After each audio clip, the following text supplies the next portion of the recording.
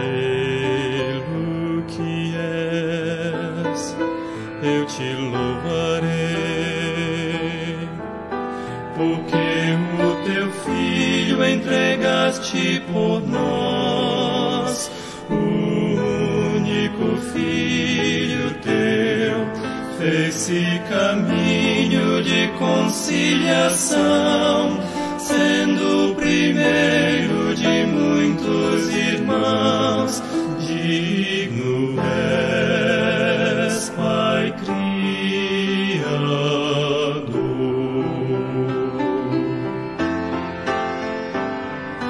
Cristo Senhor, poderoso Deus, digno tu és dos louvores meus, porque com teu sangue compraste pra Deus a nós os que Ele escolheu. Digno tu és de louvor receber toda a riqueza, a glória e poder. Digno és, Senhor Jesus.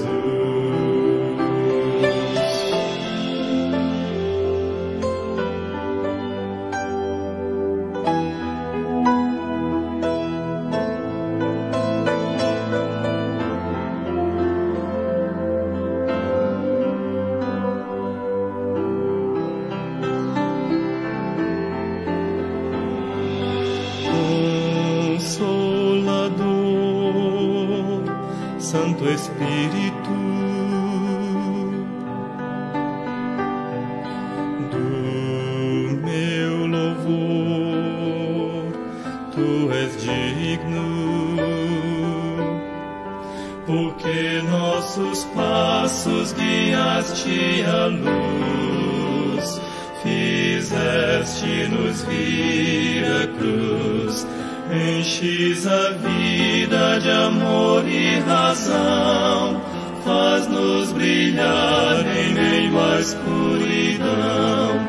Digno és, Espírito.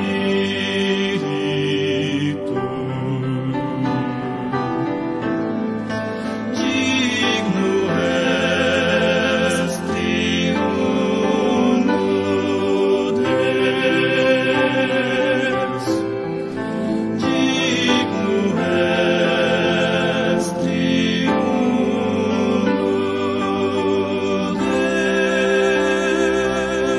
Deus.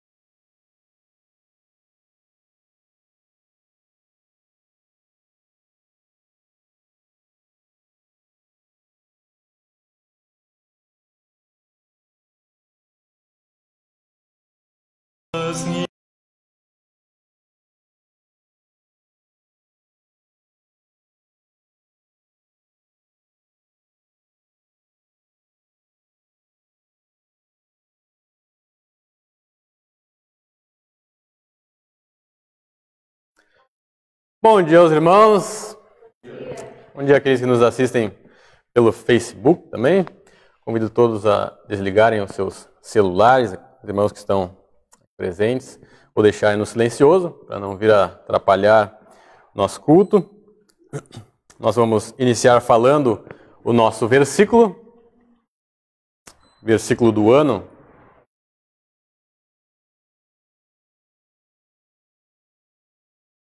Está em Jeremias 17, 7, 8, que diz: Bendito o homem que confia no Senhor e cuja esperança é o Senhor, porque ele é como a árvore plantada junto às águas, que estende as suas raízes para o ribeiro e não receia quando vem o calor, mas a sua folha fica verde e no ano de sequidão não se perturba, nem deixa de dar fruto.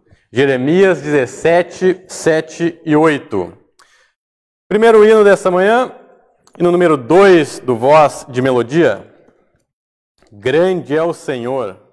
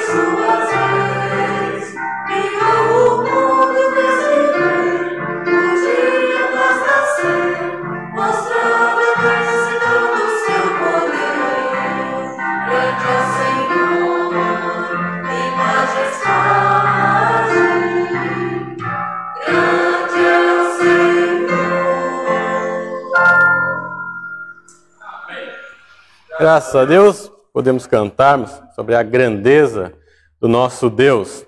Vamos ter uma palavra de oração neste momento.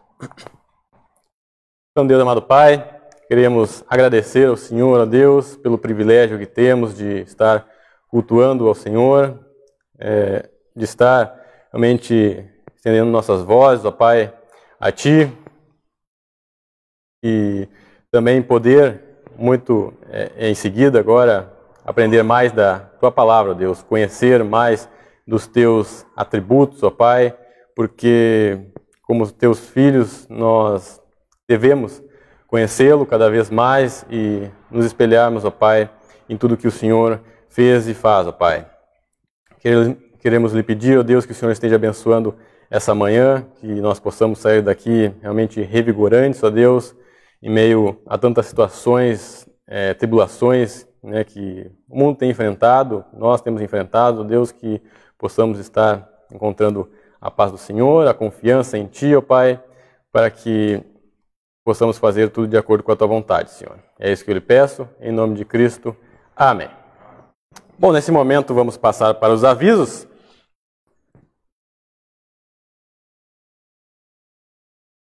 Então, lembrando nossos cultos presenciais, ainda nos domingos, apenas nos domingos. Porém, na semana que vem, nós teremos o nosso culto presencial tanto na parte da manhã, às 9 horas, da nossa Escola Bíblica Dominical, e também às 18 horas, nosso culto vespertino. Tanto um quanto o outro presencial a partir da semana que vem. Hoje ainda, é claro, nossa transmissão normal do culto às 18, né, pastor? Ah, tá. E nas quartas-feiras também, às 20 horas, o nosso culto de oração com a transmissão da maneira que tem sido feito. Bom, na sexta-feira nós temos o nosso painel de perguntas e respostas com o tema A Mulher Cristã e o Empoderamento Feminino. A nossa palestrante será a dona Vanger Campos. Então, um assunto extremamente atual, importante, né, em meio a tantas distorções que nós temos na atualidade, fazermos as perguntas, tirarmos dúvidas, assunto bem importante para ser tratado. Dia 16, próxima sexta-feira, às 20 horas, painel de perguntas e respostas. Bom, vamos passar para o nosso segundo hino, hino número 377. 377. Vitória em Cristo.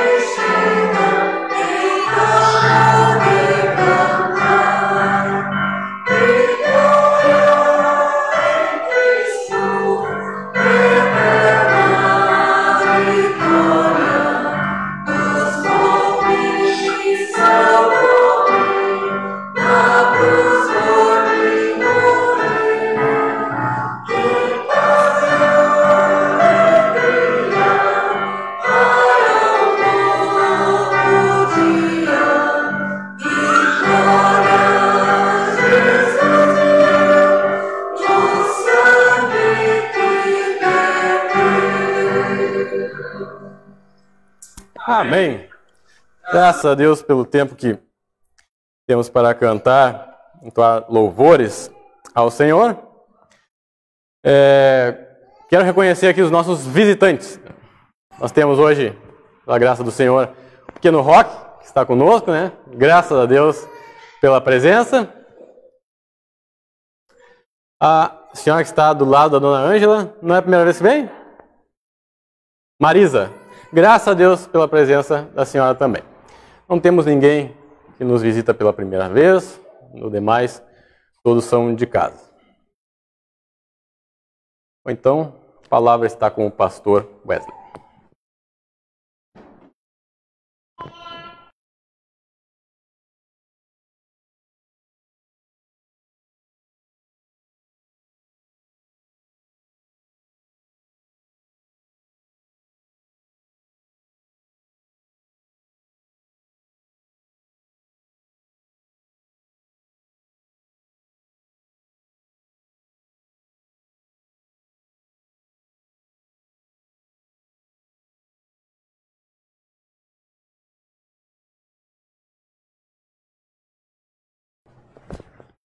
Bom dia! Deixar aqui a minha pequena garrafa. Bem, grande prazer ter todos os irmãos conosco. Obrigado pela presença da família do Ayrton, privilégio poder vê-los. A Tati vai descer com a Giovana e com a Esther. Os maiores ainda permaneçam conosco. Muito bem, meus irmãos, hoje nós temos o privilégio de podermos falar sobre um assunto muito importante, não que os demais não sejam, mas nós vamos falar essa manhã sobre a plenitude do Espírito Santo. Eu quero convidar a todos que abram as suas Bíblias para o livro de Efésios, capítulo de número 5. Os versículos aparecerão aí na sua tela, as pessoas que nos assistem, os irmãos que nos assistem, da mesma forma, vai aparecer aí na tela de vocês. Mas é muito importante ainda que vocês possam, que todos possamos acompanhar com as nossas Bíblias. Isso é só para facilitar para algumas pessoas que podem não estar com as suas Bíblias no momento. Ou talvez tenham um pouco de dificuldade de encontrar os versículos bíblicos, ainda não consegue se situar nos livros bíblicos. Nós estamos, geralmente nós estávamos ensinando os livros da Bíblia, mas por conta ainda do nosso horário reduzido, nós estamos deixando essa segunda parte para quando abrir a totalidade do nosso tempo. Ok? Então vamos para Efésios capítulo 5, versículo de número 18. A palavra de Deus então nos diz esta manhã. Vamos lá. E não vos embriagueis com vinho, no qual há dissolução, mas enchei-vos do Espírito. Vamos orar mais uma vez, meus irmãos? Nosso Pai de amor, Deus de misericórdia, queremos render graças por sua bondade. Nós estamos agradecidos por cada um dos irmãos que estão conosco. Obrigado pela dona Marisa que nos visita. Da mesma forma, agradecemos ao Senhor pela vida do pequeno Roque, que já faz parte de nossa família, mas por conta de toda essa situação, pela primeira vez está na igreja, então agradecemos ao Senhor pelo cuidado que tem tido com as nossas crianças. Oramos, ó Deus, que a palavra do Senhor fale aos nossos corações, que possa nos mover a buscar sempre a Tua face, ó Deus, deixando de lado os nossos sentimentos, a nossa autojustiça, mas que sempre procuremos com zelo fazer a vontade do Senhor. É o que nós pedimos ao Senhor e lhe agradecemos em nome de Jesus, nosso Salvador. Amém. Muito bem, meus amados irmãos. Nós estamos falando sobre a plenitude do Espírito Santo e aí nós vamos dar um pequeno embasamento para todos vocês, porque é importante entender que quando nós aceitamos Cristo como Salvador, algumas coisas acontecem conosco de maneira especial. Então, todo aquele que recebe Cristo como seu Salvador, instantaneamente, no momento da regeneração ou da salvação, a pessoa recebe o batismo com o Espírito Santo, ou seja, não é nada miraculoso, não é que você se sente de uma maneira mística, não tem nada a ver com isso. Mas o Espírito Santo passa a habitar no cristão. Daqui a pouco nós vamos ver a passagem bíblica acerca disso. Então, o Espírito Santo habitando em nossos corações, nós recebemos, então, a bênção e o privilégio de o Espírito Santo poder agir em nossas vidas. Nós temos, então, a ligação para com Deus, que antes não tínhamos, por conta de nós sermos pecadores. Então, a partir desse momento, quando nós entregamos a vida a Cristo, o Espírito Santo passa a habitar em cada um de nós. E a palavra de Deus diz que cada um de nós deve ser, como o próprio versículo diz, devemos ser cheios do Espírito Santo, ou enchei-vos do Espírito. E aí, meus irmãos, este processo significa, ou o fato de estar cheio pelo Espírito Santo, ou cheio do Espírito Santo, é nada mais, nada menos do que a plenitude do Espírito. Então, ser cheio do Espírito Santo não é uma opção ao salvo em Cristo, mas um mandamento, uma ordem. Está claro aqui no tempo verbal do versículo da palavra que nós estamos lendo, que diz: enchei-vos. É um mandamento, não é algo opcional. Então, desta forma, não ser cheio do Espírito Santo é uma desobediência expressa ao mandamento divino. Então, meus irmãos, apenas revisando aquilo que eu acabei de dizer, quando nós aceitamos Cristo como Salvador, o Espírito Santo passa a habitar em nós. E o Espírito de Deus agindo nas nossas vidas, realmente é um privilégio, é uma bênção que nós recebemos, mas isso nos faz ter comunhão com Deus, e o Espírito Santo agindo em cada um de nós, deve fazer com que nós sejamos mais semelhantes a Cristo. Então é esse o agir do Espírito Santo em nossas vidas. A palavra de Deus nos fala acerca da plenitude, ou seja, que nós devemos ser cheios do Espírito Santo, e é sobre esse processo que nós vamos ver essa manhã. Como é que nós podemos ser cheios do Espírito Santo? Então coloca o próximo versículo aí, Guilherme, por favor, que é a base bíblica de nós entendermos que o Espírito Santo habita em cada um de nós, como salvos em Cristo. Está dizendo o seguinte: acaso não sabeis que o vosso corpo é santuário do Espírito Santo, que está em vós, o qual tendes da parte de Deus e que não sois de vós mesmos? Então 1 Coríntios capítulo 6, versículo 19 já deixa claro. Nossa vida, como salvos em Cristo, temos então o Espírito Santo que habita em nós. O nosso corpo é o templo do Espírito Santo. Então, meus irmãos, nós precisamos fazer uma diferenciação aqui. Ter o Espírito Santo não é a mesma coisa que estar cheio do Espírito Santo. Então, a partir do momento que nós somos salvos, o Espírito Santo passa a habitar em nós. Mas ser cheio do Espírito Santo é um processo. Então, a plenitude do Espírito Santo é um processo de santificação progressiva na vida do cristão. Abram as suas Bíblias para 1 Pedro capítulo 1, versículo 14 a 16, vai aparecer aí para vocês na projeção. 1 Pedro capítulo 1, versículos 14 a 16, nós vamos com as nossas Bíblias para lá, mas se caso você tem dificuldade de situar-se nos livros da Bíblia, vocês podem acompanhar com a projeção. 1 Pedro, capítulo 1, versículos de versículos 14 a 16. A palavra de Deus está nos dizendo: como filhos da obediência, não vos amoldeis às paixões que tinhais anteriormente na vossa ignorância. Pelo contrário, segundo é santo aquele que vos chamou, tornai-vos santos também vós mesmos em todo o vosso procedimento. Porque escrito está: sede santos, porque eu sou santo. Então, meus irmãos, aqui nós temos, resumidamente nas palavras do apóstolo Pedro, o que vem a ser o processo de santificação progressiva.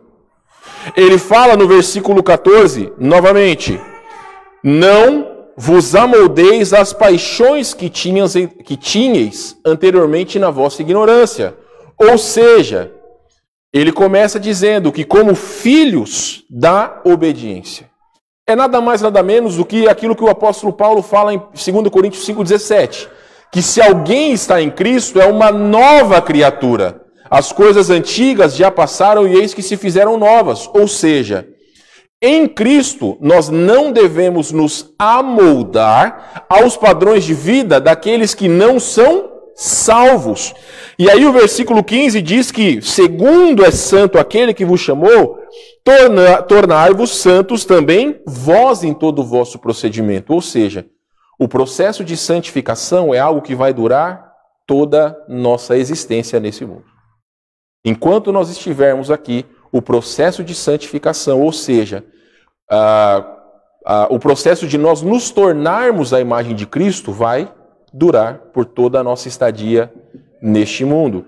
E aí ele fala no versículo 16, sede santos, porque eu sou santo. Então, meus amados irmãos, é muito importante que nós entendamos que esse processo vai resultar em nós aquilo que nós podemos chamar de maturidade espiritual. Guilherme vai colocar aí na projeção, e vocês podem abrir as suas Bíblias para Efésios capítulo 4, versículo 13, que fala exatamente sobre isso. Nós vamos ler na versão Almeida atualizada, então se a sua Bíblia não for nessa versão, você pode acompanhar na nossa projeção. Até que todos cheguemos à unidade da fé e do pleno conhecimento do Filho de Deus, ao estado de pessoa madura, à medida da estatura da plenitude de Cristo. O apóstolo Pedro, ele compara os novos em Cristo como nenéns na fé, como bebês espirituais. Então, meus irmãos, quando nós aceitamos Cristo como Salvador, nós somos como o pequeno Roque. Tem 3 meses o Roque, né? 2 meses. Então, quando o Roque nasceu, ele começou a desenvolver-se. Hoje, com 2 meses, ele já está acostumado no ambiente de fora da barriga da sua mãe. O primeiro mês para a criança é o mais difícil, que ela tem que se acostumar com uma vida totalmente diferente de quando ela estava no ventre materno. Então, é exatamente isso que acontece quando nós aceitamos Cristo como Salvador. É como se nós fôssemos nenéns espirituais. O processo de santificação vai nos tornar maduros espiritualmente e, como a passagem diz, nós chegaremos ao estado de pessoa madura. Se eu chegar para o Roque e falar assim, ele ali no colo da Ângela, se eu chegar assim e falar, ó Roque, você não pode brigar com a sua irmã. O que o Roque vai me dizer? Nada. Porque ele não tem compreensão ainda para entender o que um adulto transmite para ele. Certas informações ele não entende. Se eu começar a brincar com ele, ele vai entender. Mas se eu falar uma frase completa, dificilmente, ou quase impossível, ele poder entender e responder aquilo que eu estou falando. Porém, conforme ele vai crescendo, as ordens e as palavras vão se tornando claras. Da mesma forma, irmãos, quando nós entregamos a nossa vida a Cristo, o processo de santificação faz com que as ordens de Deus, que a vida cristã se torne mais clara para cada um de nós.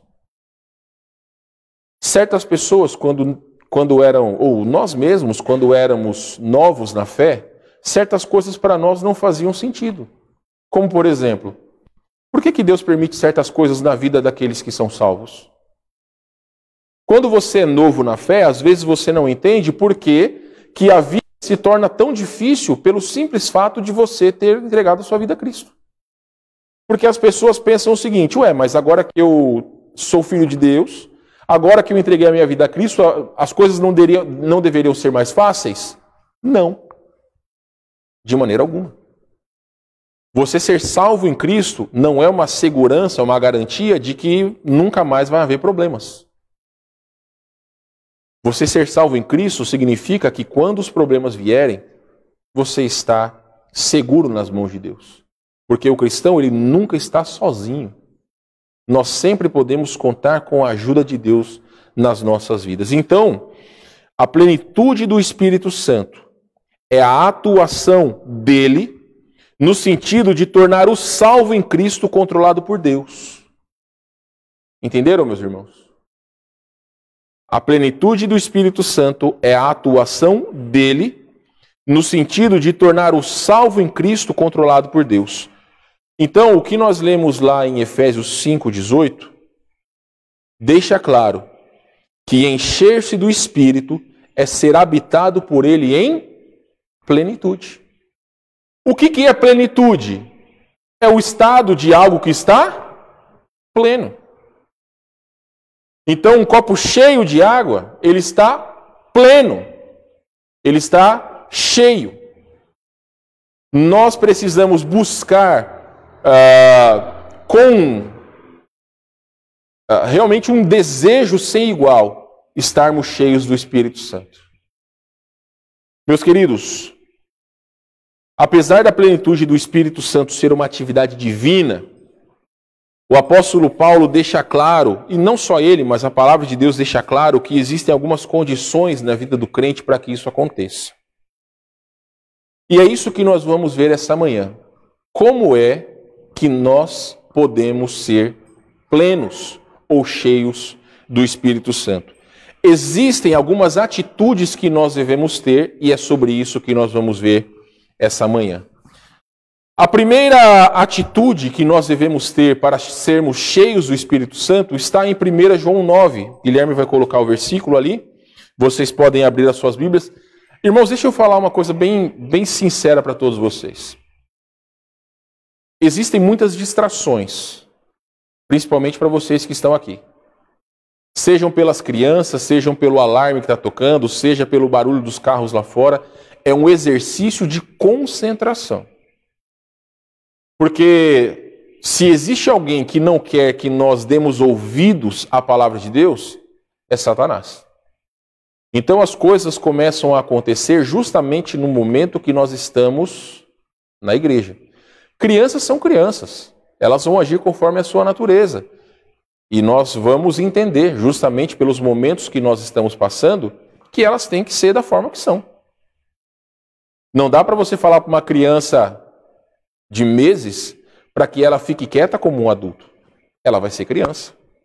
Então nós vamos compreender justamente que criança é criança. Agora, nós precisamos aprender a nos concentrar.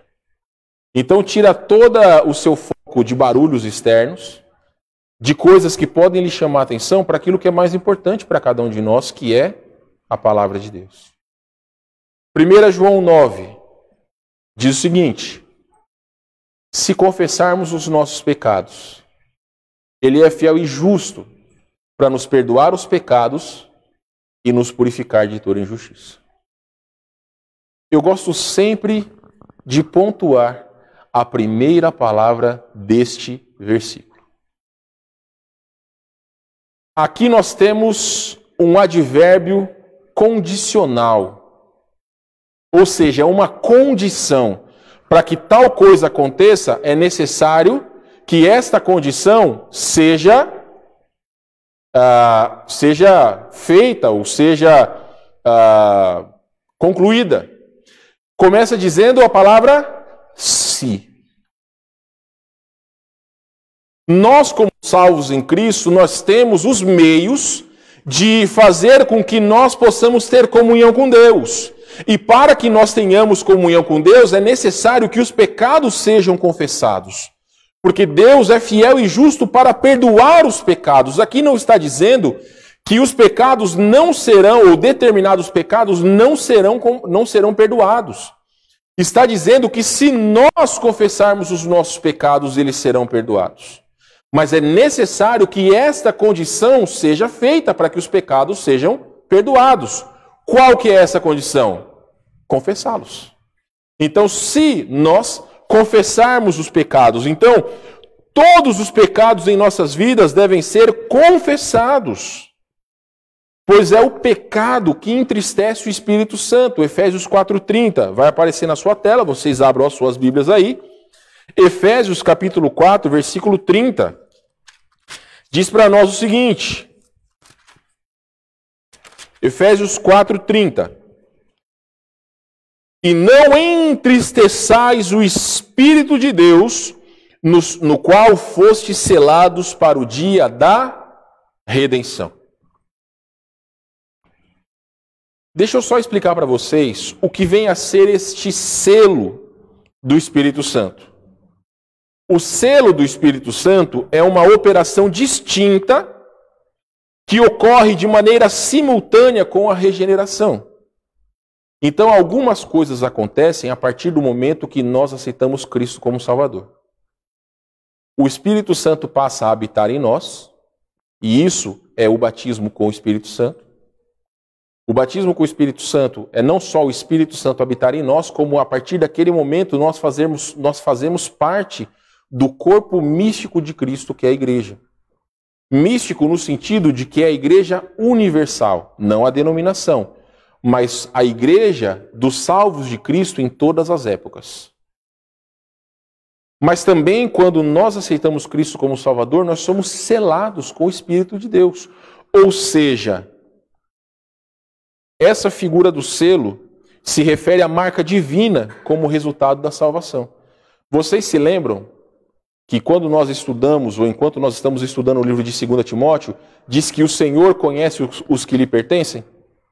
Está dizendo isso, se eu não me engano, é 2 Timóteo capítulo 2, versículo 20. Existe um selo espiritual que demonstra que nós somos salvos. Esse é o selo do Espírito. Então, Efésios 4,30 está dizendo que nós não devemos entristecer o Espírito de Deus. Por quê? Porque existe um selo em cada um de nós, não visível a olhos humanos, mas visível apenas na questão espiritual. Não entristecer o Espírito Santo é o que cada um de nós deve fazer. E como é que nós podemos entristecer o Espírito Santo? Quando nós vivemos uma vida de pecados, sem nos importar com a vida com Deus, sem nos importar que Deus está olhando aquilo que nós estamos fazendo ou aquilo que está dentro de nossos corações. Então, meus amados irmãos, quando nós cometemos pecados, quando nós deixamos de confessá-los, nós não podemos ser cheios do Espírito Santo. Porque como é que Deus pode agir na vida de alguém cujo pecado é algo presente em seu coração e nas suas atitudes? Então, a primeira atitude que nós devemos ter para sermos plenos do Espírito Santo é confessar os pecados. Provérbios 28:13. Vocês se lembram do que diz? Provérbios 28:13. A gente fala tanto esse versículo aqui, meus irmãos. Ninguém sabe de cor? Então abram suas Bíblias lá. Esse versículo eu não coloquei aqui na projeção. Mas Provérbios 28:13. O que encobre a transgressão... O quê? O que encobre a sua transgressão jamais prosperará. Mas o que as confessa e deixa alcançará misericórdia. Algum de vocês consegue viver sem a misericórdia de Deus sobre suas vidas? Nós conseguimos de alguma forma estar aqui essa manhã se não fosse pela misericórdia de Deus? Então, meus irmãos, se mesmo com vidas indignas nós temos alcançado misericórdia pela graça de Deus, quanto mais nós poderíamos alcançar mais misericórdia se nós realmente semearmos uma vida de fidelidade para com Deus. Então, entristecer o Espírito Santo é o que nós fazemos quando nós pecamos. Não só nos afastamos de Deus, mas a atuação do Espírito Santo nas nossas vidas fica cada vez menor. Então, o primeiro passo para que haja plenitude do Espírito Santo, para que nós possamos ser cheios do Espírito, é uma vida onde nós confessamos os nossos pecados. Preste bem atenção, meus irmãos. Preste bem atenção. Todos nós pecamos. Todos. Mesmo como salvos em Cristo, o pecado, infelizmente, vai fazer parte da nossa vida, da nossa natureza. Mas isso não quer dizer que, por saber que nós temos a natureza pecaminosa, nós podemos pecar à vontade. Não. O processo de santificação é aquilo que nós vimos em 1 Pedro capítulo 1. Nós vamos nos amoldar à santidade. Deus disse, sede santos porque eu sou santo. Nós vamos deixar as coisas do passado no passado. Quem mora aqui, né, o Eduardo, eu, os irmãos que moram aqui ao redor da nossa igreja sabem. Todo final de semana, o pessoal aí se empolga e fica ouvindo. Eles não ouvem música só para si. Eles ouvem música para o bairro inteiro ouvir.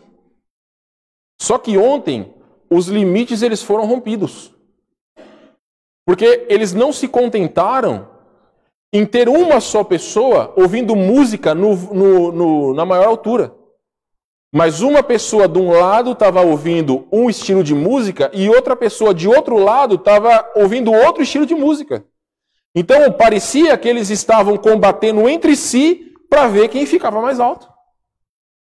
Então dentro do meu escritório parecia que eles estavam na minha orelha. Mas aquilo me incomodava. Mesmo conhecendo a maioria daquelas músicas que tocavam, porque muitos deles tocavam músicas do passado, da minha época de incrédulo, eu conhecia muitas daquelas músicas que eles tocavam. Só que como salvo em Cristo, eu sei que aquilo não pertence mais a mim. Eu não devo ter prazer nas coisas do passado.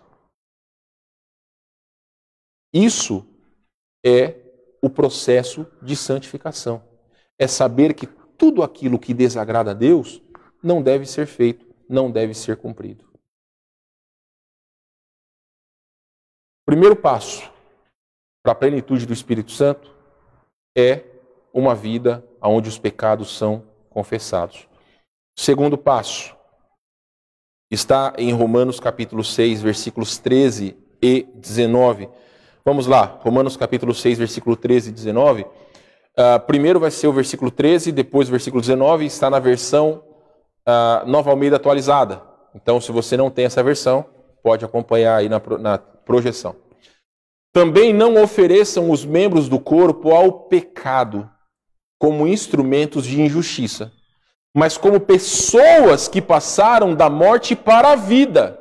Ofereçam a si mesmos a Deus e ofereçam os seus membros a Deus como instrumentos de justiça.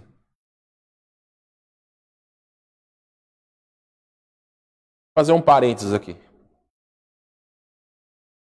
A lei pode ser usada para o mal? A lei pode ser usada para o mal? Pode. Os nossos doutores aqui dizem que sim. Então a lei pode ser usada para o mal. Existem pessoas que estão em determinados cargos que elas podem utilizar a lei para beneficiar quem elas quiserem. Então isso não é justiça. Isso é simplesmente algo que nós entendemos que é ilícito. Mas, lamentavelmente, a lei pode ser usada para o mal.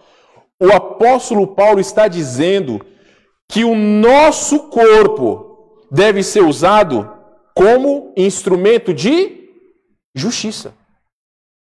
Nós podemos usar o nosso corpo para fazer o mal? Podemos? Podemos.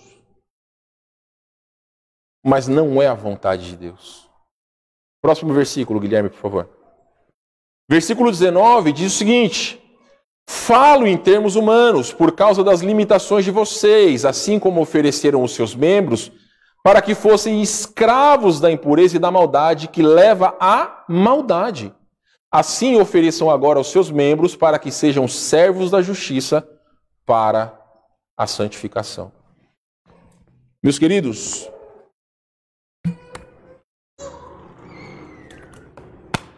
da mesma forma que nós poderíamos utilizar o nosso corpo para as coisas do pecado antigamente, hoje nós devemos e temos a total responsabilidade de usar o nosso corpo para a glória de Deus. Então, a segunda atitude para que o salvo em Cristo possa ser cheio do Espírito Santo é uma total submissão a Deus. Vamos para Romanos capítulo 12. Novamente, a versão NAA. Versículo 1. Como é que nós podemos nos submeter a Deus? A palavra de Deus diz o seguinte: portanto, irmãos, pelas misericórdias de Deus, peço que ofereçam o seu corpo como sacrifício vivo, santo e agradável a Deus. Esse é o culto racional de vocês. O que é algo racional? E aí, pessoal? Oi? Ou algo que dentro da sua mente faz sentido. Então, o que o apóstolo Paulo diz no versículo 1 é que nós devemos oferecer o nosso corpo, a nossa vida, como um sacrifício vivo, ou seja, algo que agrade a Deus. E isso não vai ser algo forçado, mas é algo que na nossa razão faz sentido. Versículo 2 diz para nós o seguinte: e não vivam conforme os padrões deste mundo, mas deixem que Deus os transforme pela renovação da vossa mente, para que possam experimentar qual é a boa, agradável e perfeita vontade de Deus. Alguém tem dúvida que os padrões de Deus para cada um de nós são bons, agradáveis e perfeitos? Os padrões de Deus, eles são os melhores para cada um de nós. Só que para que nós possamos alcançar esse padrão, é necessário que, mais uma vez, nós não nos conformemos com os padrões deste mundo. Nós vamos falar na sexta-feira sobre o empoderamento feminino. Eu já disse para todas vocês, irmãs, e eu vou repetir. Somente no cristianismo que as mulheres começaram a ser realmente, vamos dizer, reconhecidas como pessoas iguais aos homens. Somente. Porque no judaísmo, e ainda em outras religiões que existem atualmente, a mulher é vista como um ser inferior. Quando você lê sobre a lei do divórcio, lá em Deuteronômio, o homem, só o homem, poderia solicitar o divórcio. Por qualquer motivo que ele achasse que deveria ser. Então, se porventura a mulher falasse grosso com o homem, se ele quisesse, ele poderia divorciar. Quando Cristo fala sobre a lei do divórcio lá no Sermão do Monte, ele deixa claro que a vontade de Deus não é que o homem se divorcie. Essa não é a vontade de Deus. Mas fala sobre a carta de divórcio que é pela dureza dos corações. Existem certas condições para que o divórcio seja permitido. Um deles é o adultério. Mas por que eu estou dizendo isso para vocês? Porque hoje em dia, primeiro, que nos padrões do mundo, a pessoa não precisa nem ser casada para viver juntos. Esse não é o padrão de Deus. O padrão de Deus para que o homem e a mulher sejam uma só carne é o casamento. Segundo, que hoje em dia as pessoas nem se casam, então elas podem trocar de casal como elas trocam de roupa. Esse não é o padrão de Deus. Vocês sabem que existe um vírus que ele é infinitamente mais letal do que a Covid-19. Que vírus é esse? Vocês sabem? Alguém sabe? O pessoal que está nos assistindo sabe? Se souber, coloca nos comentários aí.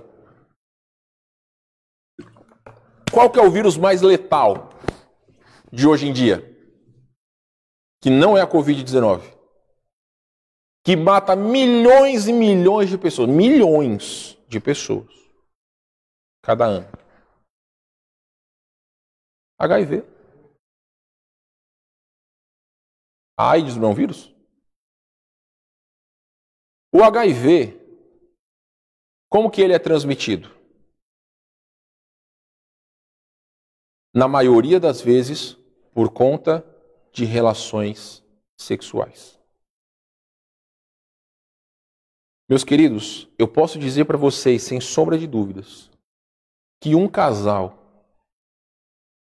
que é casado, que o seu marido, que o marido ou a esposa não tem parceiros fora do casamento, quase impossível que o HIV possa entrar no seio dessa família.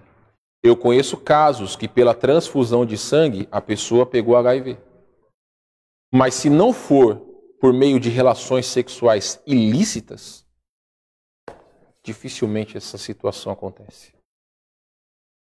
E por que eu estou dizendo isso para vocês? Porque o padrão do mundo é totalmente diferente do padrão de Deus. O que a Bíblia diz é que nós devemos andar em contramão com todas as coisas que hoje em dia é normal. Minhas irmãs, eu não estou dizendo que vocês têm que aceitar caladas aquilo que é dito pelos seus maridos. Isso não é submissão. A submissão bíblica é algo que acontece em amor. É resultado do amor do marido pela esposa. A esposa vai ser submissa ao seu marido. Não é algo autoimposto.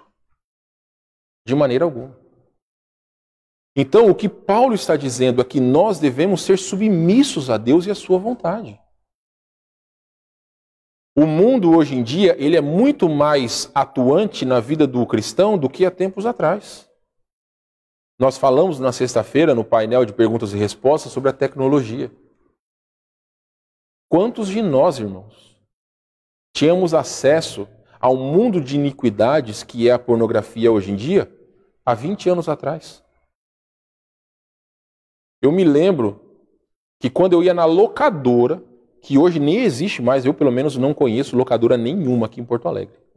Mas eu me lembro que quando eu ia lá na locadora em São Paulo, tinha um quartinho que ficava atrás de uma cortina, geralmente, aonde tinham somente filmes adultos. Para a pessoa ter acesso a filme adulto, ela tinha que alugar.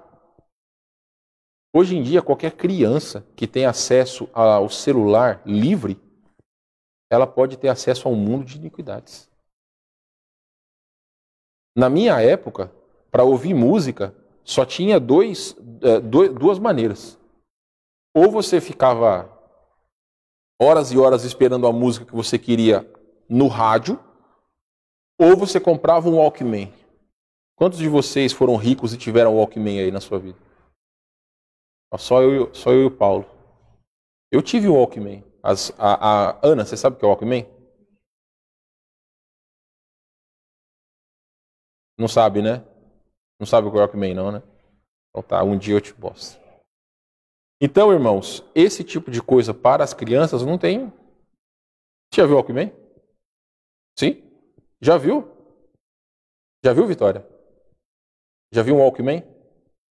Nem sabe o que é isso. Sabe o que é isso, Edson? Walkman? Walkman é geralmente, na minha época, era um aparelho desse tamanho que você poderia colocar uma fita e ouvir música. Vocês não sabem o que é rebobinar uma fita com o lápis. Vocês nunca vão saber isso. Sabe, irmãos, o mundo que nós vivemos hoje em dia ele é totalmente diferente. É claro que a tecnologia nos permite muitas facilidades, mas também é um mundo de iniquidade para aqueles que não sabem utilizar. A palavra de Deus diz que nós devemos ser submissos a Deus. 2 Coríntios 8:5, pode colocar aí, Guilherme, por favor. 2 Coríntios capítulo 8, versículo 5. Está dizendo para nós o seguinte, vocês podem abrir a sua Bíblia. Essa está na nossa versão regular. 2 Coríntios capítulo 8, versículo de número 5. A palavra de Deus vai nos dizer o seguinte: e não somente fizeram como nós esperávamos, mas também deram-se a si mesmos primeiro ao Senhor, depois a nós pela vontade de Deus. O contexto aqui está falando sobre contribuição. Fala sobre uma igreja que era pobre, mas que mesmo na sua pobreza, eles ajudaram outros que estavam numa situação pior do que eles. Mas o que Paulo está dizendo é que eles entenderam que eles não estavam doando de si próprio. Eles estavam fazendo algo que é para Deus. Então, quando você vê um irmão em necessidade, você não faz pela pessoa, você faz por Deus e, em segundo lugar, pela pessoa. Mas o que é importante para nós é o que ele diz aqui. Deram-se a si mesmos primeiro ao Senhor. 2 Coríntios 5,15. Nós não pertencemos mais a nós, mas pertencemos ao Senhor. Então, meus irmãos, a submissão a Deus, numa entrega total da vida redimida, ou seja, salva em Cristo, constitui a condição absolutamente essencial para que o crente seja cheio do Espírito Santo. Por quê? Porque nós estamos sendo submissos a Deus. Qualquer insubmissão entristece, apaga o agir do Espírito Santo em nossas vidas. Pode colocar aí, Guilherme, 1 Tessalonicenses 5,19. Diz o seguinte: não apagueis ou não apaguem o Espírito. Não quer dizer perda da salvação. Nós não cremos em perda da salvação. Mas o Espírito Santo é que dirige o salvo em Jesus Cristo a fazer a vontade de Deus. Porém, quando nós estamos numa vida cheia de pecados, como que o Espírito Santo pode agir em nossos corações? Não tem como. Então, meus queridos, é muito importante a compreensão de cada um de nós. E, primeiramente, a confissão de pecados e a submissão a Deus são dois dos três passos importantes para que haja plenitude do Espírito Santo em nossas vidas. O terceiro e último passo, ou terceira e última condição, está em Gálatas 5,16. Pode colocar, por favor. Gálatas capítulo 5, versículo de número 16.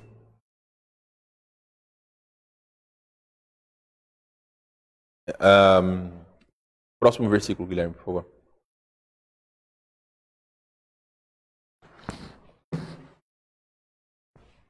Diz o seguinte: digo, porém, andai no Espírito, e jamais satisfareis a concupiscência da carne.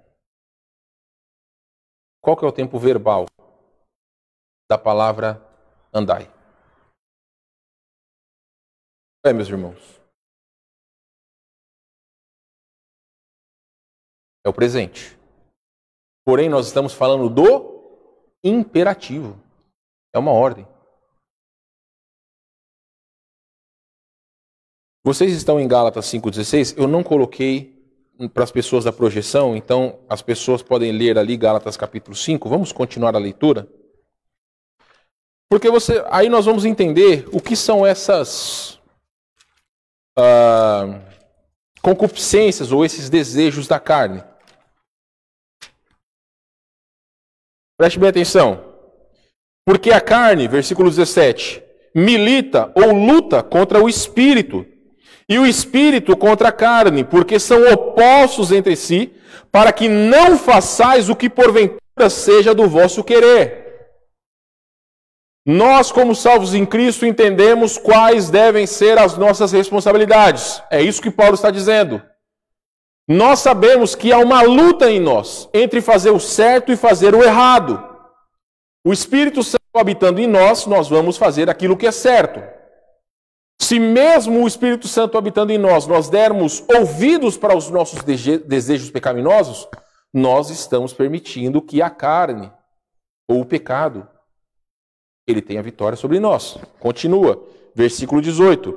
Mas se sois guiados pelo Espírito, não estáis sobre a lei. Ora, as obras da carne são conhecidas e são prostituição, impureza, lascívia, idolatria, feitiçarias, inimizades, porfias, discussões, ciúmes, iras, discórdias, dissensões, facções, divisão, invejas, bebedices, glutonarias e coisas semelhantes a essas, a respeito das quais eu vos declaro, como já outrora vos preveni, que não herdarão o reino de Deus os que tais coisas praticam. Meus irmãos, prestem bem atenção. Aceitar Cristo como Salvador não é uma fé vazia. Não é uma fé vazia. Para que a pessoa seja salva, é necessário que tenha fé salvífica. O que é essa fé salvífica? É quando nós entendemos que nós não podemos de maneira alguma fazer a vontade de Deus ou chegar a Deus se não for por meio de Cristo. É o reconhecimento de que pelas nossas próprias obras nós nunca podemos fazer a vontade de Deus. Que nós somos pecadores, merecedores do inferno, mas que Cristo, pelo seu sacrifício, nos deu vida. Isto é a fé salvífica. Crer de todo o coração e confessar com a sua boca que Jesus Cristo é o Senhor. Tem muita gente que está dentro da igreja, tem muita gente que diz com a boca para fora que crê em Deus, mas que com as suas atitudes elas demonstram que as suas palavras são vazias. A lista aqui é clara, e o próprio apóstolo Paulo diz que os que praticam essas coisas, eles não herdarão o reino de Deus. Isso daqui é uma lista de constância, algo de situações de pessoas que vivem nessas práticas. Mas sabe o que é o pior de tudo isso? É que, infelizmente, tem muitos crentes que fazem de itens dessa lista situações presentes nas suas vidas. Isso que é o pior de tudo. Quando nós permitimos que certas situações como essas entrem em nossos corações. Eu já falei para vocês e eu quero repetir. Todo e qualquer problema que nós temos dentro do lar, 100% deles é problema espiritual. Quem diz isso não sou eu, é a palavra. Andai no Espírito e jamais satisfareis a concupiscência da carne. Meus irmãos, quando existe uma discussão em família, eu digo marido e esposa, pai e filho, filho e pai, se há uma discussão, já é um problema espiritual. Porque existem meios corretos biblicamente de nós podermos resolver os nossos problemas familiares sem qualquer tipo de ira, sem qualquer tipo de discórdia. O maior problema é que habita em nós a nossa autojustiça. Esse é o problema. Quantos de nós temos o costume de pedir perdão uns para os outros? Quantos de nós temos costume de pedir perdão para os filhos, para o marido, para a esposa, para os parentes? Mas para que isso aconteça é necessário humildade. É necessário humildade. Nós acabamos de viver sobre perdão, meus irmãos. Acabamos de ver num desses painéis que nós fizemos. E ainda assim, nós ficamos plenos em nossas vidas, achando que quem me ofendeu é que deve me procurar. Isso não é bíblico. Isso não é bíblico. Então, meus queridos, essa lista deixa muito claro. A terceira atitude que nós devemos ter é humildade e constante dependência da presença e do poder do Espírito Santo. Porque lá não está dizendo que nós devemos andar segundo o nosso padrão. Está dizendo que nós devemos andar no Espírito.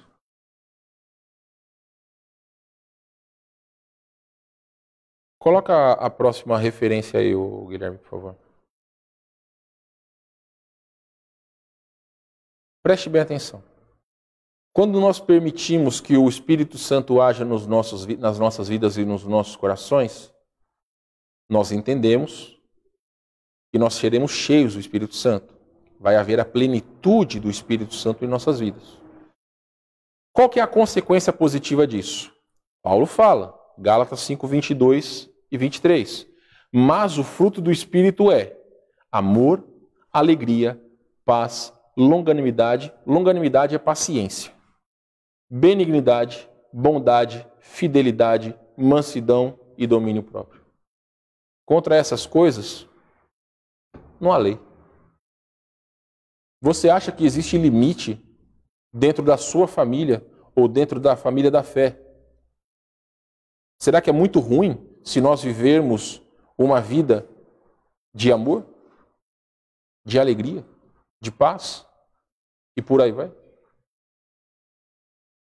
Uma pessoa não pode ser mais uma coisa e menos outra. Não. Quanto mais perto nós estamos de Deus, mais o fruto do Espírito ele é atuante e ele é um resultado visível nas nossas vidas. Meus irmãos, plenitude do Espírito Santo não é uma coisa que você chega lá e você fica para tudo sempre. É um processo que sim, é passível de nós simplesmente desmoronarmos.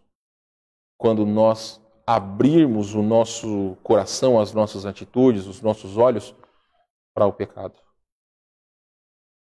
Próximo versículo, por favor.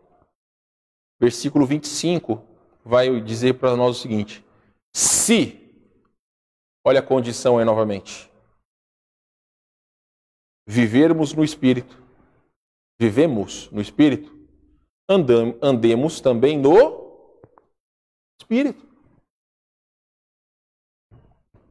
Eu não falo que sou um salvo em Cristo? Eu não falo que sou crente? Por que minhas atitudes têm que ser diferentes? Antes de começar o culto, só um minuto, irmãos. Renata estava me dizendo que domingo passado ela e o Jason me viram andando de carro. Possivelmente eu deveria estar voltando de ter levado a família do Edson embora. Eles não viram nada demais. Viram eu dirigindo o carro tranquilamente vindo para casa. Agora imagina se eles me vissem com os vidros abaixados, um som super alto, chacoalhando a cabeça, dirigindo. Seria uma coisa escandalosa. Por quê?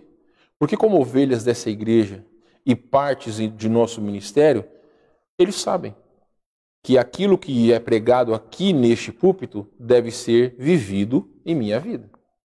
Eu não posso dizer para vocês, façam a vontade de Deus e eu fazer a vontade da minha carne. Não posso. Então, meus irmãos, as pessoas que estão aí fora, elas precisam ver Cristo em nós. A maior tragédia é quando os nossos parentes não sabem que nós somos cristãos. Ou até às vezes podem saber que nós vamos à igreja, mas não conseguem ver Cristo nas nossas atitudes. Essa é a maior tragédia. Então, meus queridos irmãos, para nós concluirmos esta parte, como eu já falei, nós precisamos compreender que a plenitude do Espírito Santo é algo ocasional. Ou seja, apenas quando estivermos praticando tudo aquilo que nós vimos anteriormente. 3 atitudes: confissão de pecados, submissão total a Deus, e atitude humilde e constante dependência da presença e do poder do Espírito Santo que habita em cada um de nós. Paulo falou, Efésios 5,18. Enchei-vos do Espírito. Não é se você quer, não é se eu quero. É uma ordem. Vocês já pararam para pensar como seria maravilhoso se 100% das pessoas dessa igreja andassem no Espírito? Você já parou para pensar se na sua casa se todos vocês, se todos nós andássemos no Espírito, como seria melhor? Talvez o marido fosse mais paciente com a esposa, talvez a esposa fosse mais paciente com o marido, os filhos seriam mais obedientes e as pessoas poderiam ver Cristo nas nossas vidas. Meus queridos, a plenitude do Espírito Santo vai resultar no fruto do Espírito, como nós vimos. Não é a idade e nem a experiência de vida cristã que faz com que pessoas sejam cheios do Espírito Santo. Porque, infelizmente, tem muitas pessoas que têm anos de salvação, mas agem como crianças na fé. Esse é o grande problema. O nosso ideal é sermos iguais a Cristo. E é plenamente possível nós alcançarmos esse padrão. Não ser exatamente como Cristo, mas nós sermos cheios do Espírito Santo. Vamos orar. Ó Deus, mais uma vez em Sua presença, eu peço que o Senhor possa agir em nossos corações, em nossas vidas. É muito importante que cada um de nós demos ouvidos à Sua palavra, porque tanto nossa igreja quanto nossas famílias sofrem por conta das atitudes de crentes carnais. Crentes que buscam mais satisfazer a sua autojustiça do que buscam fazer a vontade do Senhor. Famílias estão sendo destruídas por conta de que os seus membros que são salvos não fazem a vontade do Senhor. Igrejas estão sendo destruídas porque as famílias estão sendo enfraquecidas por conta dos pecados. Então, ó Deus, muito importante que nós atentemos para a ordem do Senhor. Enchei-vos do Espírito. E para isso, é necessário haver no seio familiar um desejo de cada um fazer a vontade do Senhor. É responsabilidade primeiramente do marido zelar para que sua família possa ter uma vida espiritual sadia. Depois é a responsabilidade da esposa fazer com que os filhos sejam ensinados segundo a vontade do Senhor. Mas é responsabilidade de cada um. Que a família chegue a realmente ser conforme a vontade do Senhor. O fruto do Espírito, ó Deus, só será visível e nós só alcançaremos esse ideal se nós procurarmos cumprir com as atitudes que nós vimos esta manhã. Dá-nos, ó Deus, entendimento, abre os nossos corações, tira a nossa autojustiça de nossos corações, que possamos fazer a vontade do Senhor, em nome de Jesus. Amém. Muito bem, meus amados irmãos. As meninas e o João podem descer junto com a Kimberly. Vocês que estão aqui, fiquem em pé um minutinho.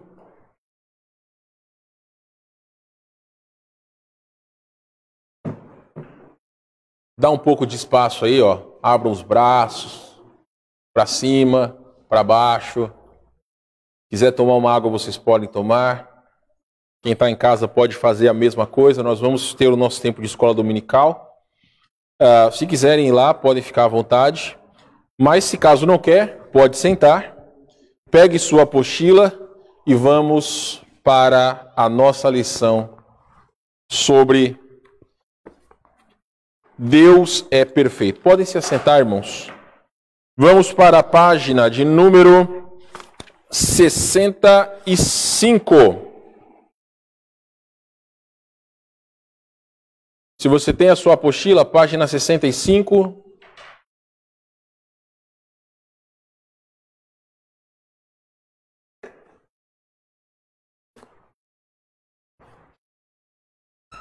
Nós estamos, então, estudando sobre conhecendo a Deus e estamos na lição de número 9. Deus é perfeito. Deus é perfeito.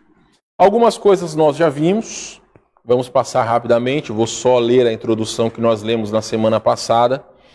As Escrituras nos ensinam que Deus é perfeito e não tem falta de nada em sua presença ou nas suas obras. Não há possibilidade de haver um defeito em Deus. A perfeição de Deus traz consigo algumas implicações muito importantes. Primeiro, não garante que Deus, ou nos garante, perdão, né? Que Deus não mudará.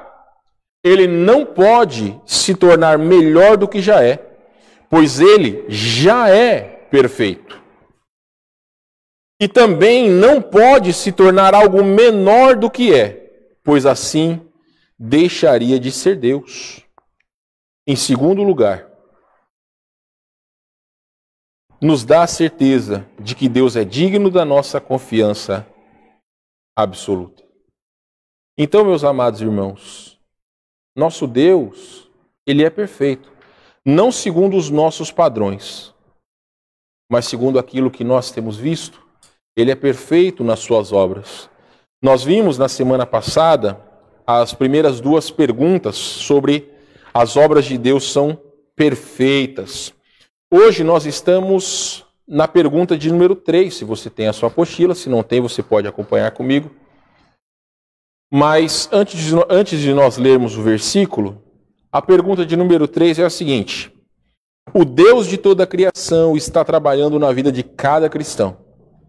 Seu trabalho é perfeito e será concretizado sem falhas. Essa verdade vai muito além do que a mente humana é capaz de compreender. O Deus perfeito está realizando um trabalho igualmente perfeito em nós, para que nos tornemos perfeitos. De acordo com as seguintes escrituras, como devemos responder a essa verdade? Por favor, Guilherme, Salmo 92, versículo 4. Diz o seguinte...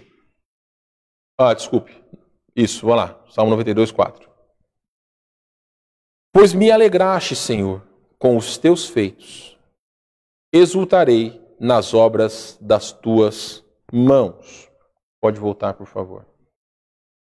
Então, meus irmãos, eu vou só tirar aqui o comentário, já vou ler o comentário para vocês. Mas qual foi a resposta de vocês aí? Quem pode me responder? O que o Salmo 92, versículo 4 diz para você acerca de como nós devemos responder em relação à perfeição de Deus nas nossas vidas? Quem pode responder? Fala, Paulo. O salmista reconhece que Deus é misericordioso na salvação, grande em suas obras da criação, justo em tratar com os ímpios e fiel em fazer com que os reais filhos prosperem. Exatamente, meus irmãos.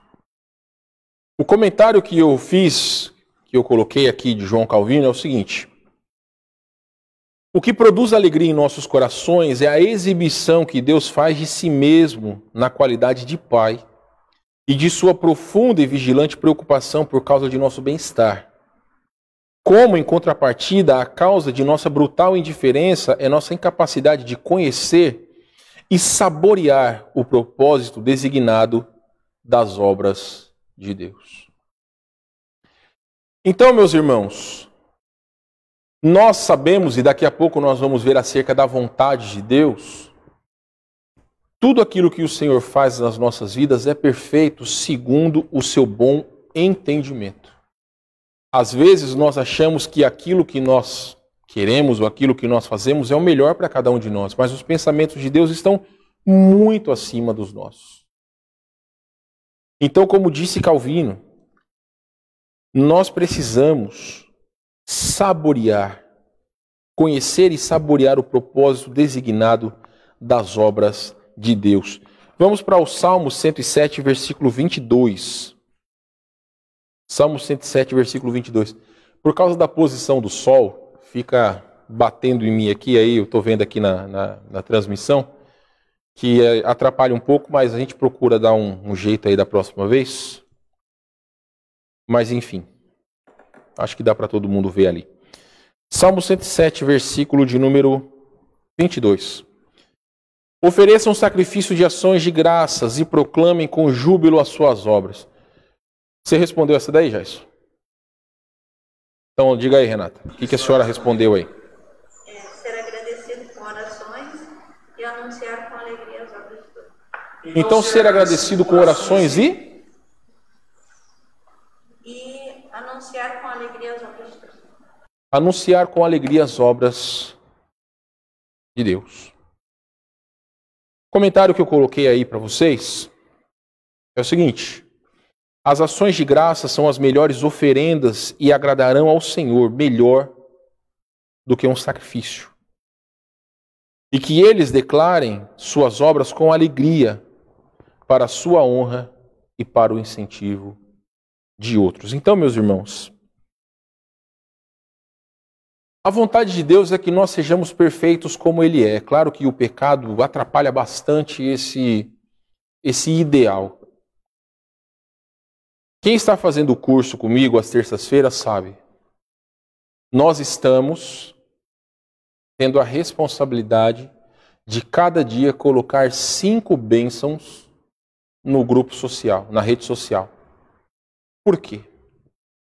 Porque nós temos a dificuldade de enxergar as obras de Deus, tudo aquilo que Ele tem feito. Então, se nós pararmos para pensar, nós precisamos ser gratos. É isso que o salmista está dizendo, sobre ações de graça. Nós sermos agradecidos a Deus por tudo aquilo que Ele tem feito em nossas vidas. Por mais que nós não achemos, às vezes, que seja, é sim uma bênção. Quantos de nós agradecemos a Deus por você ter uma simples máscara para você poder usar? Tem pessoas que não têm dinheiro, que às vezes não têm nem condição de ter. Então nós precisamos ser gratos por todas as coisas que o Senhor nos fez. Filipenses capítulo 2, versículos 12 e 13, diz o seguinte: assim, pois, amados meus, como sempre obedecestes, não só na minha presença, porém muito mais agora na minha ausência, desenvolvei a vossa salvação com temor e tremor, porque Deus é quem efetua em vós tanto querer como realizar, segundo a sua boa vontade. Pode voltar lá, por favor? Paulo Carvalho respondeu essa daí? Precisamos ser cuidadosos na devoção a Cristo e obediência à sua palavra, trabalhando com humildade para a nossa salvação e vivendo na dependência de Deus. Exatamente. Meus irmãos, viver na dependência de Deus é obedecer à sua palavra. Não tem muita diferença de uma coisa para outra. Warren Wiersbe, que é o comentarista que eu coloquei, ele diz o seguinte, prestem atenção. A vida cristã... tá tudo escuro ali, Guilherme. Não, esquece o que eu falei. A vida cristã não é uma série de altos e baixos, mas sim... perdão, eu fiz besteira aqui. A vida cristã não é uma série de altos e baixos, mas sim um processo constante em que Deus opera em nós, enquanto praticamos o que Ele ensina. Cultiva-se a submissão ao lançar mão das provisões que Deus coloca à nossa disposição. Por exemplo, é difícil entender isso. Mas existe um propósito de Deus permitir, até mesmo esse pessoal ouvir essas músicas na maior altura. Existe um propósito. Existe um propósito para todas as coisas. Eu não posso dizer que não, por mais que não me agrade, existe um propósito. Eu posso agradecer a Deus por poder ouvir. Porque tem pessoas que gostariam de ouvir e não podem. Então é muito importante, meus irmãos, cultivar submissão. Porque Deus tem colocado muitas coisas à nossa disposição e é importante que nós possamos enxergar as suas obras em nossas vidas. Eduardo, pode chamar o pessoal lá embaixo, por favor? Enquanto eles estão subindo, nós vamos introduzir a lição que nós começaremos na semana que vem, que é sobre a vontade de Deus a vontade de Deus é perfeita. Isso que eu vou ler está na sua apostila. A vontade de Deus é perfeita porque está fundamentada sobre o seu caráter perfeito e santíssimo. As implicações dessa verdade são tremendas. o propósito e o plano de Deus para nós são dignos da nossa absoluta confiança. Não devemos nunca nos apoiar em nosso próprio entendimento, tampouco procurar fazer o que parece certo aos nossos próprios olhos. Antes devemos confiar em Deus e obedecer sua palavra, as Santas Escrituras. Então, meus irmãos,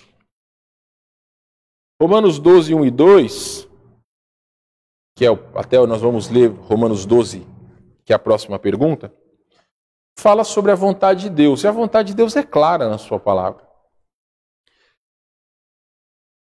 A pergunta aqui, número 1, é a seguinte: como a vontade de Deus está descrita em Romanos 12, 2? Pode colocar lá, por favor, Romanos 12, 2. Espero que todos vocês tenham decorado esse versículo. Mas diz o seguinte: e não vos conformeis com este século, mas transformai-vos pela renovação da vossa mente, para que experimenteis qual seja a boa, agradável e perfeita vontade de Deus. Então preste bem atenção, meus amados irmãos. 3 aspectos da vontade de Deus. Ela é boa, ela é agradável e ela é, ou seja, boa, aquilo que é bom, agradável e correta. Ela é agradável, ou seja, se refere àquilo que é agradável, aprovado e aceitável. E ela é perfeita, ou seja, aquilo que está completo e não tem falta de nada. A vontade de Deus não deve ser o padrão para as vidas de cada um de nós? Sim. Ela é boa, ela é agradável e ela é perfeita. Só que a próxima pergunta, ela vai dizer o seguinte: como a descrição da vontade de Deus em Romanos 12 pode nos motivar a vivermos uma vida de obediência à sua vontade? Como que nós podemos nos motivar? Oséias, você respondeu essa daí? D. Eu botei no objetivo por ela ser perfeita. Pela vontade de Deus ser perfeita. Oi. Essa daí eu respondi, essa lição eu fiz. Mete bronca. Se a vontade de Deus é boa, agradável e perfeita, devo obedecê-la para que essa vontade seja cumprida em minha vida. Exatamente. Quando a Giovana obedece? Quando ela obedece? Vocês não ficam felizes? Aqui em casa é mais ou menos assim. Dependendo do grau de obediência, recebe benefícios. Por exemplo, o boletim da Ana chegou essa semana. Em todas as matérias, ela tirou 10. Ela não puxou o pai, porque eu era aluno média C, nunca fui aluno média A.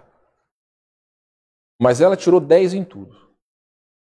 Então, eu dou o direito para ela poder escolher alguma coisa que ela quer. Para minha sorte, ela quis um sorvete do Mac. Barato. Calma aí, né, gente? Também não é assim, né? Não é o que quiser, né? O que quiser até certo ponto, né? Até certo sentido. Mas ela vai ter os benefícios da sua obediência. Estava comentando com o Eduardo ontem, né? E também já disse para vocês. Algumas vezes a Ana chega para mim e fala: ó, pai, fiz tal coisa. E eu digo para ela, ela vem toda contente e feliz, esperando o elogio, e eu digo: você não fez mais que obrigação. Na questão da escola, às vezes ela chega para mim e mostra uma nota 10. Eu falo: que bom, filha, fico muito contente por você, mas você não fez mais que obrigação. Porque ela não precisa se preocupar com nada além do que estudar. Aí você pode pensar: que insensível. Olha, irmãos, não é questão de insensibilidade. É claro que ela sabe que nem sempre eu falo sério, eu brinco com ela. Mas, meus amados irmãos, Aqui nós estamos falando sobre motivação. Nós não devemos nos motivar por aquilo que nós vamos receber de Deus. É claro que é ótimo ser abençoado, é ótimo receber presentes, mas a obediência faz com que nós agrademos a Deus com as nossas atitudes. Só vou colocar o comentário aí, pode deixar, pode entrar. Vou só comentar essa letra D, que diz o seguinte: como Paulo enfatiza, só podemos experimentar aquilo que é bom, perfeito e agradável à luz da vontade de Deus, através de uma transformação constante e contínua, mediante a renovação da nossa mente. Ela não é só constante, mas também contínua. Isso implica no processo de santificação que é operado em nós pelo Espírito do Senhor, que diz lá em 2 Coríntios 3,18. Mas que também temos responsabilidade nesse processo. Bota lá, Guilherme, 2 Coríntios 3,18. E todos nós, com o rosto desvendado, contemplando como por espelho a glória do Senhor, somos transformados de glória em glória, na sua própria imagem, como pelo Senhor o Espírito. Filipenses 2, 12 e 13. Assim, pois, amados meus, como sempre obedecestes, não só na minha presença, porém muito mais agora na minha ausência, desenvolvei a vossa salvação com temor e tremor, porque Deus é quem efetua em vós tanto o querer como o realizar, segundo a sua boa vontade. Então, meus amados irmãos, a vontade de Deus é que nós sejamos a imagem de Cristo, mas para que isso aconteça, é necessário que nós possamos desenvolver a nossa salvação. E é isso que foi pregado essa manhã, a plenitude do Espírito Santo. Só vamos conseguir esse ideal quando nós nos submetermos à vontade de Deus. Amém? Beleza. Nós continuaremos na próxima semana.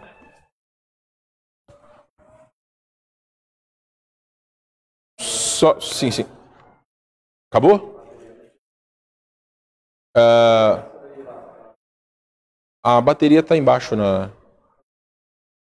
Não preciso. Mas já morreu aquela câmera ali?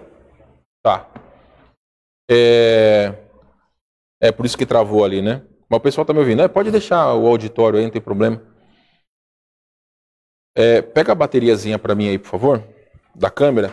Enquanto isso, meus irmãos, enquanto Guilherme vai... Você sabe trocar ali, né? Não sabe? Eu quero convidar o Ayrton e sua família para chegarem aqui à frente, ao lado, por favor.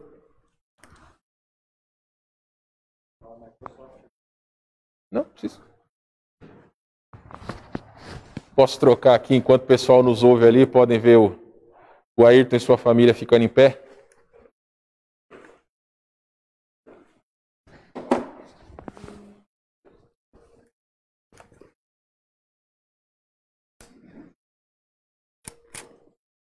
Agora foi.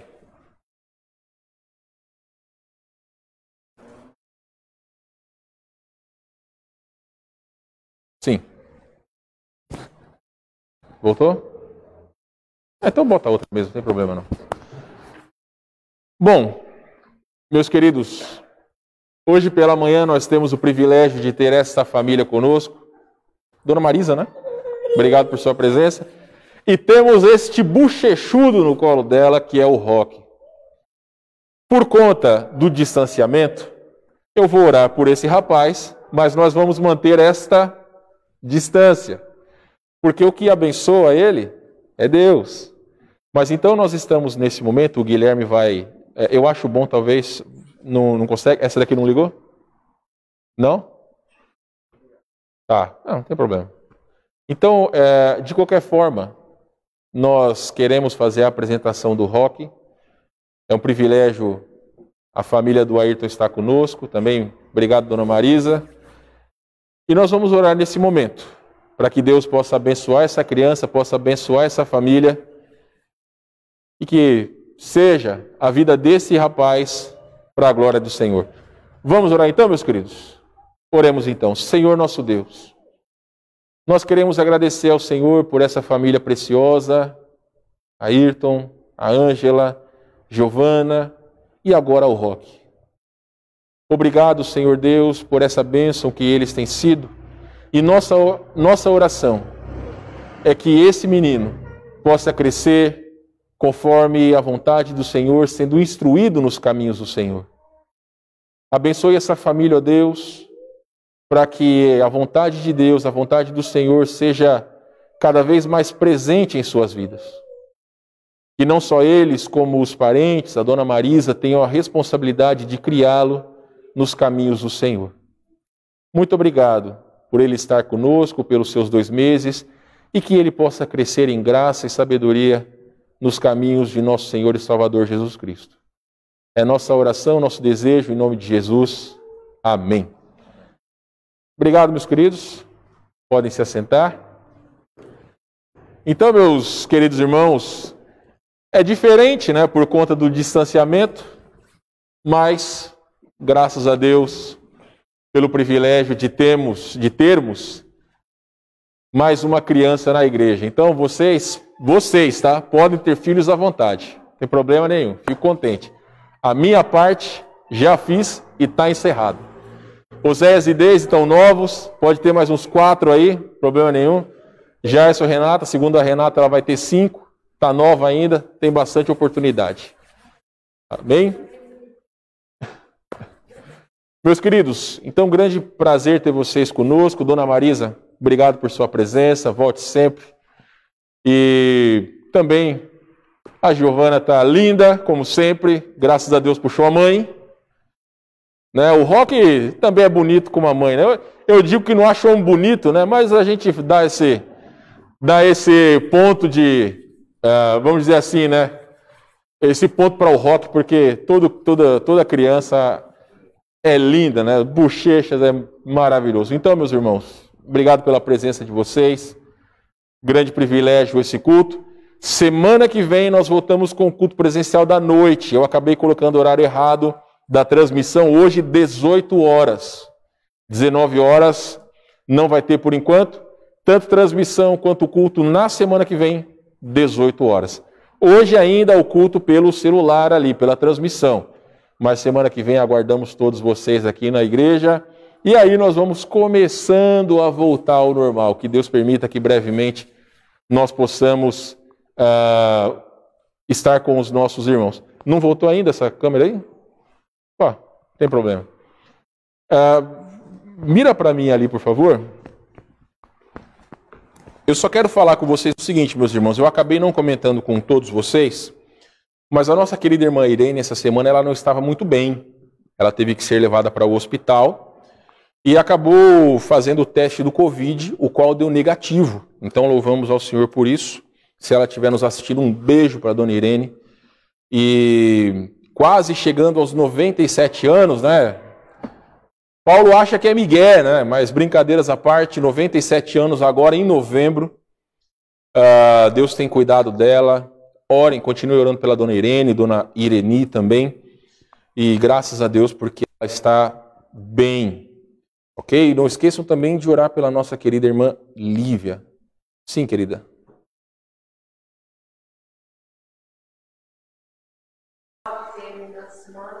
Ela perdeu algumas telhas da casa dela, então, graças a Deus, nada aconteceu com eles, mas a casa em si, as telhas... Ela quem? Dona Lívia. Dona Lívia. Eu não sabia disso. Ok, mas vamos orar por ela então. E graças a Deus ela também está bem. Olha, meus irmãos, pelo que tudo indica, eu creio que as coisas aqui no Rio Grande do Sul já estão estabelecidas, né? Tem até lugar com bandeira amarela aí. Quem sabe até o final do ano a gente já não tem o privilégio de receber os irmãos. Eu já tenho dito para todos, né? Se as pessoas sentem segurança, podem vir aos cultos, não há problema. Nós temos procurado manter todas as regras das autoridades e é uma bênção poder estar em comunhão uns com os outros. Amém? Nós vamos orar mais uma vez para encerrar o nosso culto e aí então os irmãos terão o privilégio de ter um tempo de comunhão, claro, mantendo o distanciamento. Não vai poder apertar a bochecha do Rock, né? Eu não vou poder dessa vez. Mais brevemente eu vou poder. Ainda nem apertei as bochechas da Helena, vê se pode. Mas vai chegar esse tempo. Vamos orar mais uma vez então? Pai de amor, muito obrigado por esse culto. Obrigado por todos os irmãos que aqui estão. Obrigado pela dona Marisa que está conosco.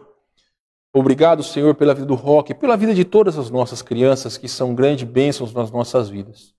Pedimos, ó Deus, que nos dê uma boa tarde, um bom descanso, para que logo mais estejamos juntos em união, mesmo que virtual, para cultuarmos ao Senhor.